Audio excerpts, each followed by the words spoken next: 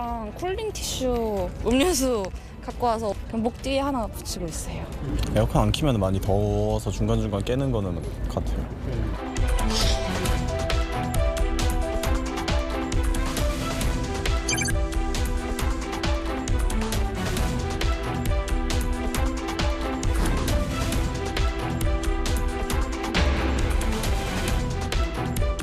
방충망을 다 쳐져 있는데도 집 안으로 많이 들어오거든요. 밀폐가 되어 있는데도 아이가 놀랬죠. 방에 이렇게 천정이 좀 따닥따닥 붙어 있고 하니까.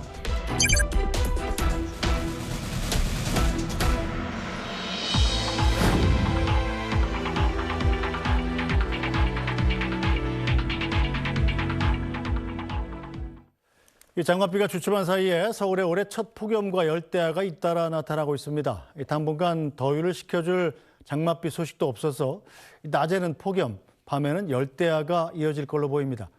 이런 가운데 서울과 수도권 일대에서 이른바 러브버그라고 불리는 붉은 등 우단 털파리가 급증해서 지자체마다 민원이 쏟아지고 있는데요.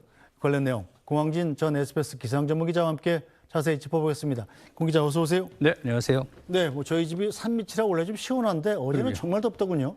습도가 높아서 예. 보통 이제 습도가 높으면 열이 잘 빠져나가지는 못하잖아요. 그래서 더운데 열대야의 기준이 사실은 그 과학적인 특별한 그 원인이 그러니까 기준이 있는 건 아니고요. 1960년대 중반에 일본의 한 수필가가 잠을 자다 보니까 너무 더운 거예요. 네. 그래서 열대야라는 표현을 썼거든요. 네. 그걸 이제 일본 기상청에서 그걸 받아들여서 기준을 정한 거죠. 네. 25도 정도로 정했어요. 그래서 우리나라 기상청도 이제 받아서 25도라는 기준을 쓰고 있는데 경험적으로 이렇게 살아보면 네. 정말로 25도를 좀 넘으면 잠자기가 어렵고 그렇죠. 그보다 좀 떨어지면 또 선선한 느낌이 들고 네. 이렇더라고요. 그래서 오늘 아침이죠. 오늘 네. 아침에 서울 지방의 기온이 26도를 넘어섰어요. 네. 26.2도. 그러니까 열대야 기준이 됐는데 어제도 25도를 넘었었거든요. 네. 그러니까 오늘 열대야가 벌써 이제 이틀 이어진 거고, 물론 어제는 6월이고 오늘은 이제 7월이지만, 네. 그래서 열대야가 작년의 경우에는 우리 올해보다는 좀 열대가 빨리 왔는데 올해는 조금 늦었지만 다른 지방들은 좀 빨리 왔어요. 네. 그러니까 결국 궁극적으로는 최근 들어서 이제 뉴노멀이라고 그래갖고 네. 지구 환경이 변하고 있잖아요. 네. 지구 환경이 변하면서 더워지고 있는데 이 더워지면 기온이 올라가면 습도가 올라가고 수증기가 많아지고 그 수증기가 많아지면 결국 밤에는 이 수증기가 지면을 이렇게 덮어버려요. 덮어버리면 밤에는 지구가 이제 춤을 좀 쉬면서 확확 열을 뽑아내야 되거든요. 그렇죠. 그래야지만 이제 정상적인 그 평형이 이루어지는 건데 수증기가 덮고 있으면 못 빠져나가잖아요. 네. 그러니까 그래서 아침 기온이 좀 오르고 그 아침 기온이 오르는 열대야가 이렇게 최근 들어서 심해지는 이유는 지구가 더워지면서 습도가 높아지고 수증기가 높아졌기 때문이라고 설명을 드릴 수 있겠습니다. 이 주로 이제 한여름이라고 그러면 7, 8월이잖아요. 그렇죠. 7월도 이제 중순 넘어가야 네, 본격적으로 네, 덥고 열대야도 나타났었는데 그렇죠. 앞으로 계속 이런 겁니까? 그럼 6월부터 계속 열대야가 생기는 거예요? 그렇게 볼 수 있겠어요. 왜냐면 지금 아마 지난번에도 제가 한번 말씀을 드렸는데 보통 장마철 그러면 좀 시원한 느낌이 들잖아요. 비가 자주 자주 오면. 오니까요. 네, 예. 뭐 비가 근데 지난해 같은 경우는 비가 적게 오지도 않았거든요. 많이 왔는데 비가 오면서도 또 기온이 오르는 이런 현상들이 빚어지고 네. 있거든요. 그러니까 뭐 폭우와 폭염은 사실은 이렇게 일치되는 그런 기상 현상은 아닌데 올해 시작도 그랬어요. 올해 시작이 6월 15일 정도 이제 그 폭염주의보가 처음 내려진 게 이제 경기도 파주의 경우에 네. 6월 15일 날 폭염주의보가 내려졌는데 폭염이 막 기승을 부리다가 또 갑자기 많은 비가 예상되니까 9시간 만에 폭우에 대한 예비특보가 나왔거든요. 그러니까 이렇게 폭염과 폭우가 이제는 이렇게 되풀이되는 현상, 이런 현상이 여름 내내 이어지면서 사람들이 좀 힘들어하는 그런 여름이 될 가능성이 높아졌고요. 지난해는 이제 9월에도 계속 더웠는데 올해는 조금 이제 다른 여름이 올 것으로 보이지만 어찌됐든 간에 이렇게 폭염 속에 폭우가 이어지고 이런 현상은 앞으로도 이어질 가능성이 높습니다. 네, 오늘도 지금 현재 폭염특보가 내려진 곳들이 꽤 있죠?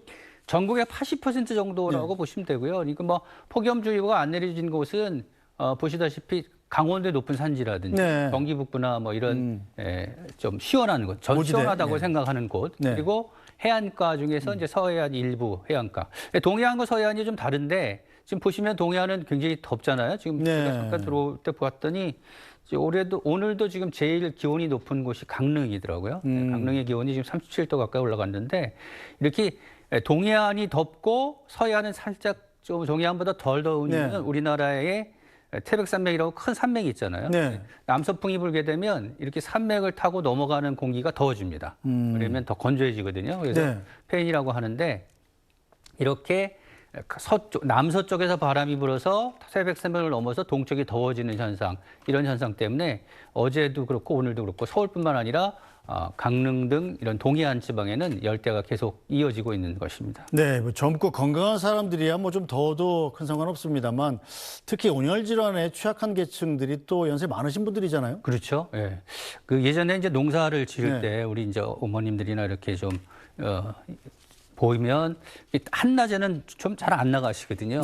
잘 안 나가시는데 그러니까 아침과 저녁으로는 그나마 좀 활동할 수 있었는데 최근엔 조금 전에도 말씀드렸듯이 열대라든지 이렇게 막 하루 종일 더운 날씨가 이어지니까 버티기가 좀 어려운 것이죠. 열사병이라는 게 결국은 상대적으로 기온이 체온보다 올라가게 되면 이 몸의 흐름이 흐트러지죠. 리듬이 깨지고 그래서 이게 고열이 가장 위험한 거잖아요. 사실은 피도 그 열의 영향을 받기 때문에.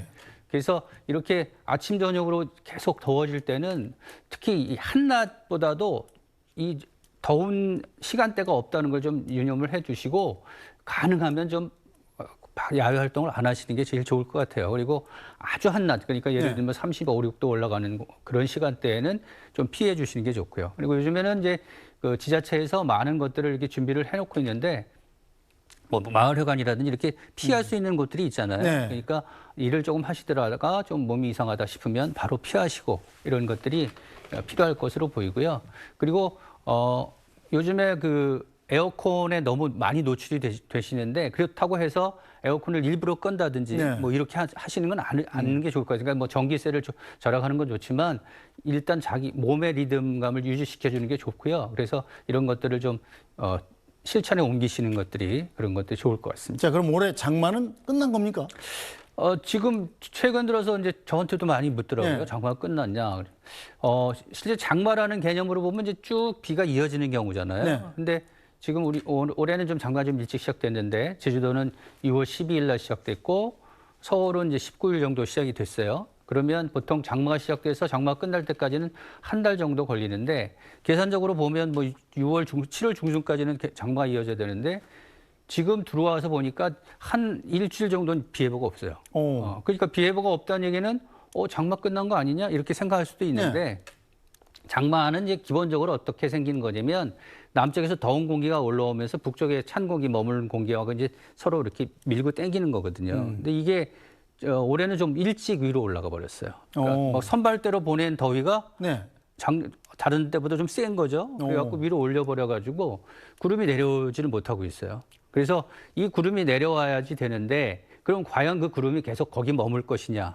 이거는 아니죠. 그러니까 실제로 올해와 비슷한 경우가 이제 2021년 정도 있었는데 이때도 7월 초에 비구름들이 올라갔었어요. 올라갔다가 7월 한 7, 8일 정에 이렇게 10일 전후에 갖고 내려왔거든요. 내려와서 다시 비를 뿌린 경우가 있기 때문에 장마가 지금 끝났다라고 얘기하기는 조금 이른 것이고요. 좀 지켜보셔야 될 것 같아요. 다만 지금부터 한 일주일 정도는 비가 올 가능성이 많지는 않다. 다만 이제 비가 오지 않더라도 더위의 중심이 머물고 있는 남부지방은 뭐 소나기가 올 가능성이 좀 낮지만 더위의 경계에 있는 부분은 소나기가 올 가능성이 높거든요. 요즘에 우리나라뿐만 아니라 지금 전 세계가 더위로 막 몸살을 앓고 있잖아요. 특히 미국 같은 경우가 열돔이라고 그래갖고 아래부터 상층까지 더운 공기가 이렇게 쌓여 있는 현상이 이어지면서 굉장히 덥거든요. 40도 가까이 올라가는데. 근데 이 고기압이 머물러 있는 경계불, 이렇게 동그란 서클이라고 그러는데 뭐 하여튼 이 경계 부위는 계속 비가 와요. 폭우가 쏟아지고 이런 현상이 빚어지고 그러니까 결국은 지금 올라가 있는 북쪽의 비구름들이 언제쯤 이렇게 내려오면서 비를 뿌릴 것인가 이것이 이제 조금 지켜봐야 될 대목이라고 볼 수 있겠습니다. 뭐 지구가 뜨거워지면서 여름이 더 더워지는데 자, 오늘부터 이제 9월까지 날씨는 어떨 걸로 예상하세요? 옛날보다 좀 더울까요? 이제 뉴노멀이라는 게 이제 평형 관계를 거의 이제 되찾아가는, 그러니까 되찾아야 되는데 되찾지 못하는 그런 게 된 거예요. 네. 노멀, 그러니까 이 평균적인 날씨의 패턴이 이제는 좀 바뀌었다라고 볼 수 있는 거거든요. 그래서 2020년 이후에 지구의 기후가 좀 바뀐 것으로 보이고, 제가 들어올 때 보니까 전 세계 평균 기온을 나타낸 게 있어요. 네. 나타낸 걸 봤더니 2024년, 2023년보다는 조금 떨어져 있어요. 조금 떨어져 있지만 네. 하지만 2023년, 2024년이 경험하지 못했던 더운 해였는데 그 해보다는 조금 떨어져 있지만 근접한 그런 그래프를 보여주고 있거든요. 그래서 아마도 올해도 8월, 9월까지, 7, 8월까지는 더운 날씨가 이어질 것으로 보이는데 다만 변수는 9월이죠. 네. 지난해 기록을 잠깐 보면요.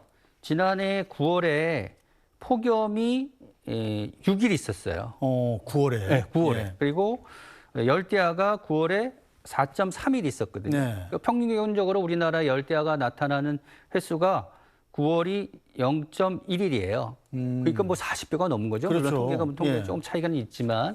그래서 궁극적으로는 이번 올 여름에 처음에 말씀드린 것처럼 폭염과 폭우가 이어지는 상황이 되풀이되면서 그것이 9월까지 이어질 것인가가 제일 관건이다. 아직은 9월까지 이어질지는 조금 더 지켜봐야 된다. 다만 전 세계적인 그 어떤 분포나 기온 분포를 보면 지난해보다는 조금 기온이 낮은 거 아니냐. 그런 조심스러운 전망이 나오고 있습니다. 네.